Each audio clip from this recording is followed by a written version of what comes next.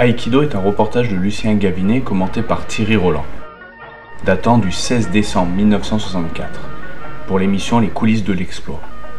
Émission télévisée mensuelle d'information sportive créée par Jacques Godet et Raymond Marcilliac. A été diffusée sur RTF Télévision, puis sur la première chaîne de ORTF. Ce reportage nous fait rencontrer les premiers maîtres français de l'aïkido, ainsi que son fondateur Morihei Ueshiba.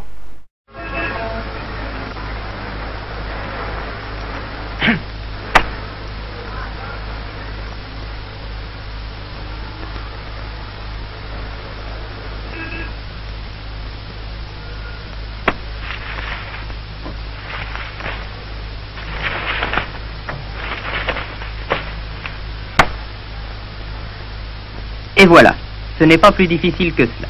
Vous venez d'assister à deux sortes d'attaques, hélas très fréquentes dans nos grandes villes, mais ici les agresseurs n'ont pas eu de chance. Les victimes, ou présumées telles, pratiquaient l'aïkido, moyen de défense efficace s'il en est.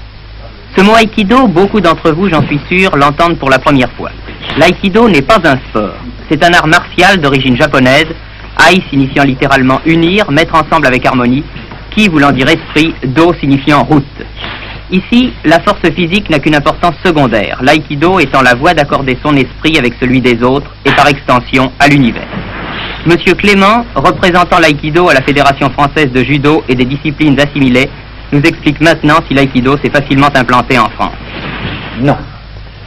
L'aïkido a été primitivement implanté par le maître Mochizuki, qui était un élève du maître Ueshiba, mais qui a modifié les techniques. L'aïkido a été véritablement implanté par le maître Tadashi Abe, qui nous a dévoilé les techniques que lui avait enseignées le maître Ueshiba. Lorsque le maître Tadashi Abe est retourné au Japon, il a été remplacé par mon ami Noke, qui a pris la direction technique de la section d'aïkido de la Fédération française de judo et de disciplines assimilées. André Noquet, homme jeune de 50 ans, propagandiste itinérant de l'aïkido à travers l'Europe, quel est votre titre exact? Je suis maître d'aïkido. Et comment êtes-vous devenu maître d'aïkido? Je suis devenu maître d'aïkido en me rendant au Japon. Vous étiez avant professeur de judo? J'étais professeur de judo et des disciplines assimilées. Et qu'avez-vous fait au Japon? Au Japon, j'ai pratiqué au Centre mondial d'aïkido, chez le maître fondateur, à la source même, maître Ueshiba. Celui-ci est un extraordinaire vieillard de 86 ans au visage étonnant de pureté. Il habite toujours Tokyo, dans le dojo même où il enseigne cette merveilleuse discipline. Grand maître, qu'est-ce que l'aïkido?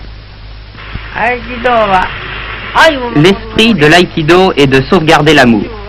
C'est le chemin de la paix. C'est la réalisation de l'amour. Dans l'amour, il y a le bon et le mauvais amour.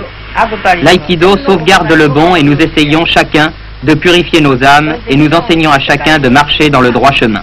L'aïkido n'ayant aucun rapport avec le judo dont il est totalement différent ou avec la religion. Dans l'aïkido, tout est compris, le but est l'amour.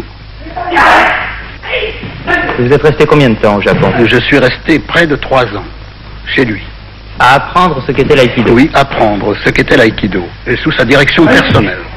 Lorsque vous êtes arrivé à Tokyo chez le maître, vous ignoriez totalement l'aïkido? Ah non, j'ai commencé en France avec maître Tadashi Abe, qui était envoyé spécial de maître Ueshiba en Europe pour développer cette discipline.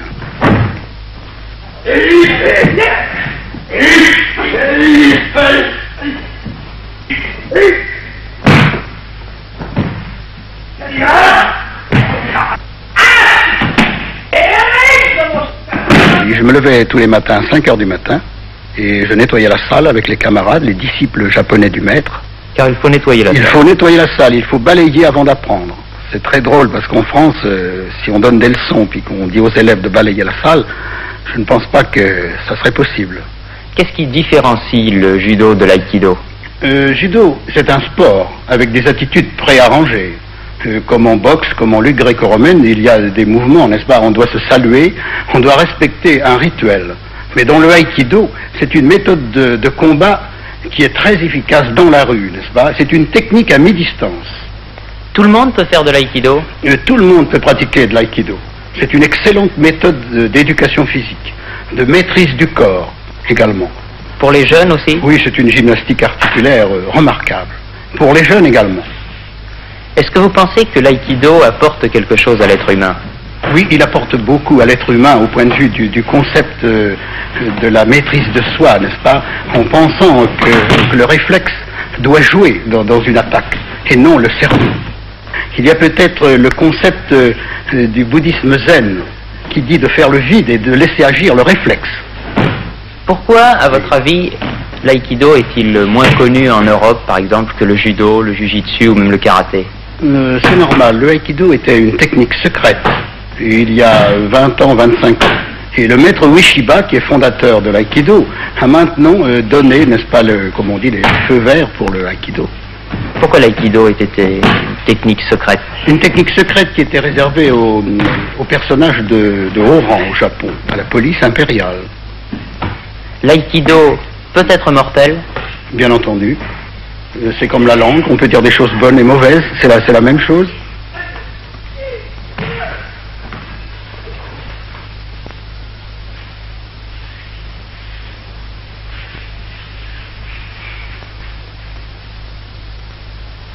Plus de 200 000 Japonais pratiquent aujourd'hui l'aïkido. Il y a 30 000 licenciés aux États-Unis où cet art martial prend de plus en plus d'ampleur, tout comme en Europe où il y a maintenant près de 18 000 pratiquants. En France, ceux-ci sont nombreux, 4 000 environ, et il est amusant de constater que le recrutement s'effectue dans toutes les classes de la société. Écoutez tout d'abord un chauffeur de taxi, puis une jeune femme qui vous explique depuis quand et pourquoi il pratique l'aïkido. Depuis quand pratiquez-vous l'aïkido? Depuis 2 ans. Pourquoi pratiquez-vous l'aïkido? Mais vous savez, dans notre métier, on est toujours dans l'encombrement pendant une dizaine d'heures au volant. Physiquement, on n'est pas fatigué, mais c'est surtout l'énervement de la circulation. Et je trouve que ça me fait vraiment du bien de faire de l'aïkido. Ça me décontracte et ça me donne aussi de très bons réflexes qui sont utiles dans la circulation d'ailleurs. Et aléatoirement, au point de vue défense, ça pourrait m'être utile par les réflexes que ça donne si jamais par hasard j'étais attaqué. Eh bien, je fais de l'aïkido d'abord parce que du point de vue physique, c'est un excellent entraînement. Et puis qu'ensuite, étant donné que j'en fais depuis 3 ans maintenant, je suis assez passionnée par les philosophies orientales. Et c'est intéressant de connaître les rapports qu'il puisse y avoir entre l'aïkido et le zen. Je travaille dans un bureau et je fais de l'aïkido depuis 12 ans. Je suis 3e dan. Je pratique l'aïkido parce que c'est un exercice physique intelligent qui représente pour moi le complément nécessaire à mon activité professionnelle essentiellement sédentaire, et à ce titre, il satisfait à la fois mon corps et mon esprit. Il y a un an que j'en fais et ça m'est pratique parce que ça ne demande pas de force. Je suis photographe, j'habite la banlieue et ma profession m'oblige à rentrer parfois à des heures assez tardives et je risque d'être attaqué. Et l'aïkido est un moyen fort efficace de me défendre si besoin.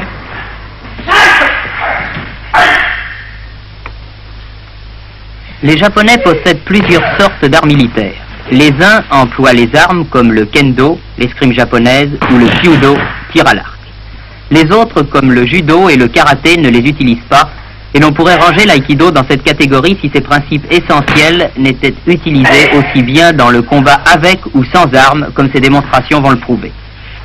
Dans sa jeunesse, maître Ueshiba, le fondateur de l'aïkido, a étudié tous les arts martiaux et pendant toute sa vie, il n'a jamais cessé la dure pratique quotidienne des multiples techniques, ce qui lui a permis finalement de créer l'aïkido, synthèse des différentes applications connues de self-defense en Asie et fruit d'une inlassable observation.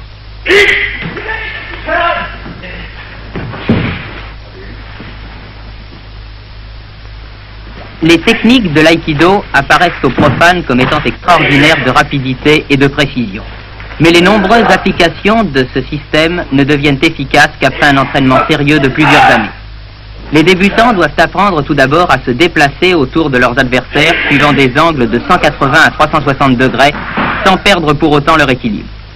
Sur le plan physique, les mouvements de l'aïkido peuvent être comparés au balancement d'un pendule et l'adversaire qui s'élance pour attaquer se trouvera dirigé de lui-même dans un mouvement circulaire jusqu'à ce qu'il perde la maîtrise de ses gestes agressifs, lui enlevant toute possibilité de se servir de ses muscles fléchisseurs ou extenseurs, seul moyen d'action de l'être humain. L'aïkido, par ailleurs, possède des principes fondamentaux qui consistent non à forcer les articulations dans le sens de fracture ou de luxation, mais à les fléchir suivant leur flexibilité naturelle jusqu'à la limite, de manière à leur donner en un point précis la sensation de douleur, ce qui contraint le corps à perdre son équilibre. L'art de tomber est différent de celui du judo, et le pratiquant d'aïkido se relève immédiatement après avoir été projeté en roulant d'une manière gracieuse, soit sur la main, soit sur le coude, soit encore sur l'épaule. Cela permet à chaque instant de se libérer aussitôt d'une prise douloureuse suivant son désir, d'éviter une blessure par le contact du sol sur un point vital, de reprendre son équilibre menacé et finalement de se dégager d'un ou de plusieurs adversaires pour les rencontrer à nouveau. En raison de ces moyens essentiellement doux, l'aïkido est la forme de défense personnelle la plus appropriée aux femmes et aux hommes mûrs. Sa vie entière, l'être humain qui a choisi cette discipline pourra pratiquer en progressant toujours quel que soit son âge.